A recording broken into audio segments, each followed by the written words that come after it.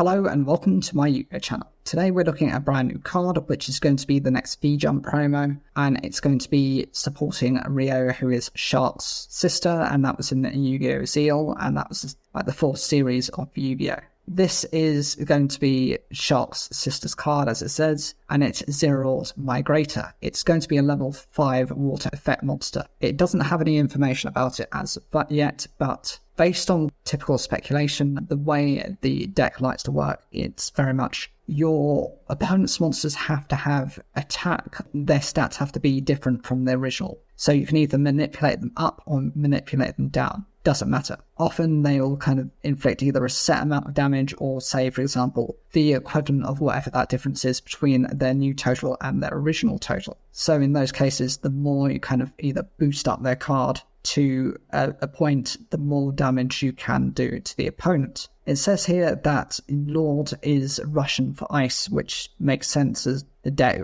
basically runs an ice-themed winged beast monsters. This card is meant to be revealed in full on August the 7th, which is when the card in kind of the magazine gets promoted. And it's supposed to support cards for water decks used in conjunction with Xyz monsters. It makes sense as a number of the Sharks monsters, even a lot of them tend to be rank 5, and that fits within this series of cards. In terms of what people have actually been saying, because I was actually curious to see what they have, they said Shark support, yay. Incorrect, it's not technically Shark support, but it is for the purpose of trying to come up with things. You know, it kind of splashes in quite indirectly, more like Shark sister support. Not gonna lie, some support for her water attribute winged beast stuff would be cool. She has kind of unique playstyle, punishing opponent for having monsters with different stats than original, but it was kind of underwhelming. I can agree with that because you didn't have enough consistency, and it says that might be because only her monsters and a single trap were ever released. She has a bunch of spell cards that were never released, including a crit spell that reduces an opponent's attack by 1,000, and a normal spell that doubles the stat changes to opponents, and then attack for the rest of the damage for the turn.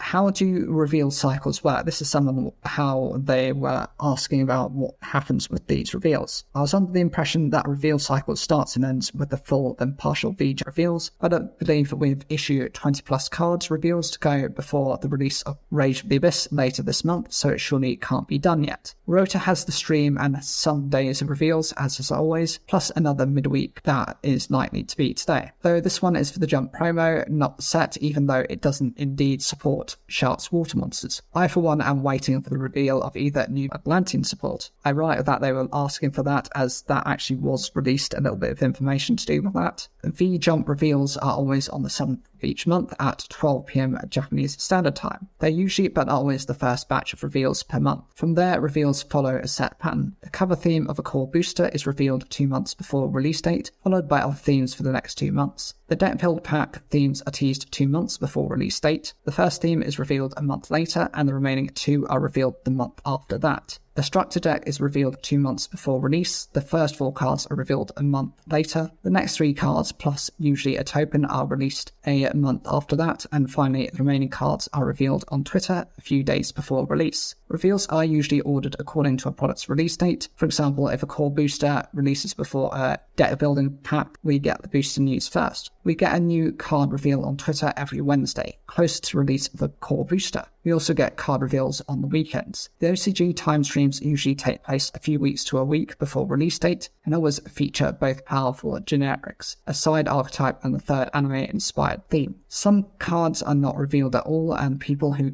somehow acquire early boxes will leak the remaining cards in a set, all of them pack filler. There are anywhere from 4 to 12 pack filler cards revealed this way, usually leaked a day or 2 before release. And it says here, though this one is for the jump promo, not the set, even though it doesn't indeed support Shark's water monsters, I for one am waiting for the reveal of either new Mermail or additional further support for the Atlanteans, as is required. Most likely Mermail, as someone agrees. I'd love if they could sneak some digital bug cards into Rota as well. That's not going to happen, it's just not within the theme of the set. Judging by the name, level, and some details, this monster seems to be for Rio, or is related to Rio's deck. Yeah, absolutely. It's just obvious. And this is an interesting one that I found from the comments. Seems we're getting a vjump anime-inspired card per series. So for GX, we had the Ancient Gear Dragon. The dual monsters, we had the Detonating Karibo. For Arc V, we had Thermophol Sky Magician Girl. And now for Zeal, we should get 5Ds and Brains cards in the next few months after this. And someone's hoping something for Luna in vjump.